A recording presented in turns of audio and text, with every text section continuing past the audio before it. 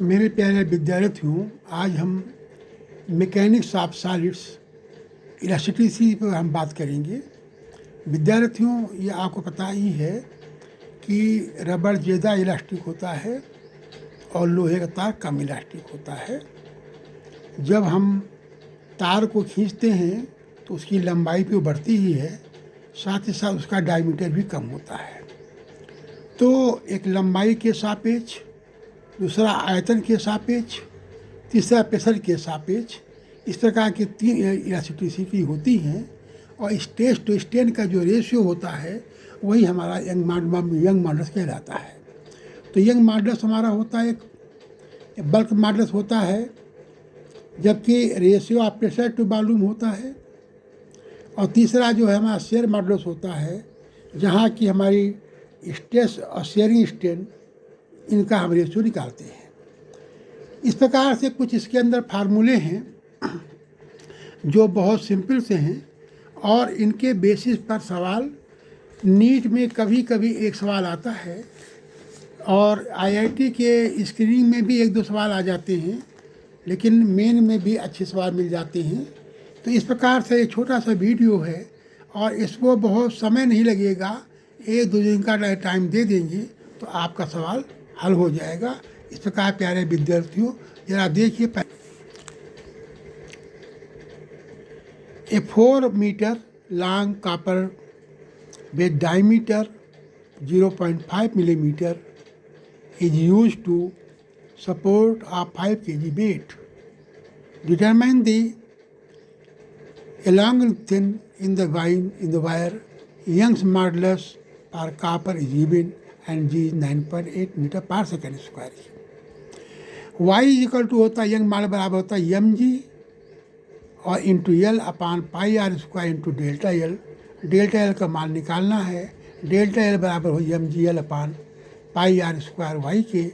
इनमें value put करेंगे और इनको हल करेंगे तो इसकी वैल्यू आ जाएगी डेल्टा एल 9.99 मीटर की। विद्यार्थियों, कुछ हमने फार्मूले सिंपल से जो यूज होने वो दे दिए हैं। इनमें जो नाम दिए हैं वाई के एन, इनके नाम आपको याद रखने हैं, जो आगे वीडियो हमने दे रखे हैं।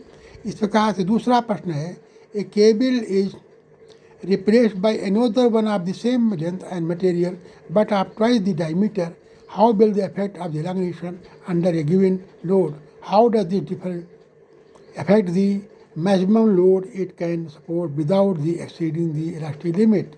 वो पहला वाला फार्मूला यूज करेंगे तो y equal to M G L upon pi square D L के, और M G L upon pi into D upon 2 upon diameter का आधा हो गया इंटू डी एल के।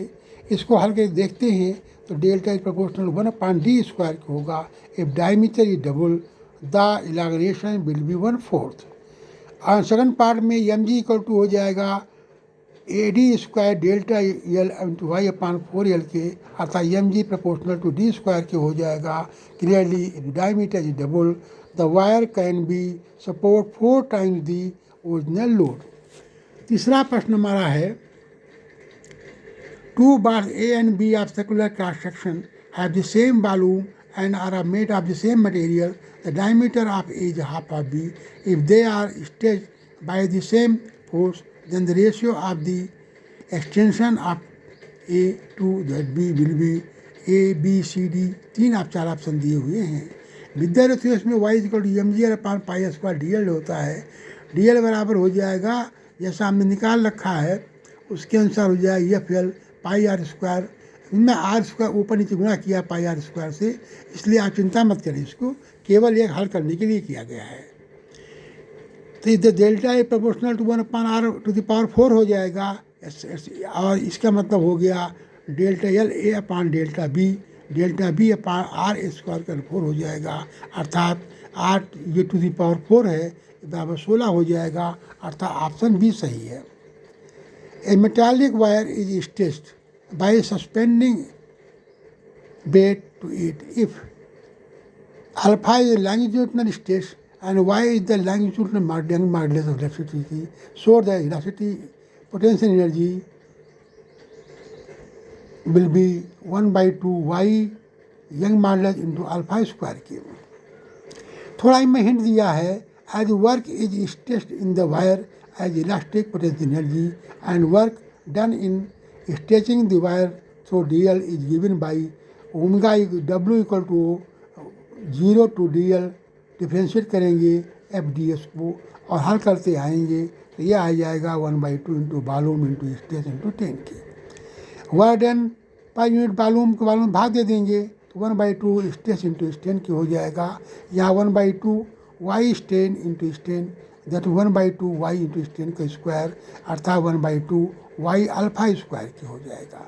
तो इस प्रकार का हमारा कुछ महत्वपूर्ण सूत्र हमने यहाँ दे दिए हैं। इन सूत्रों को आप देख लीजिएगा, इन्हीं बेस पर आपके सवाल आएंगे। ऐसे प्रश्नों को और अन्य प्रश्नों को हल करते रहिएगा। धन्यवाद विद्यार्थियों।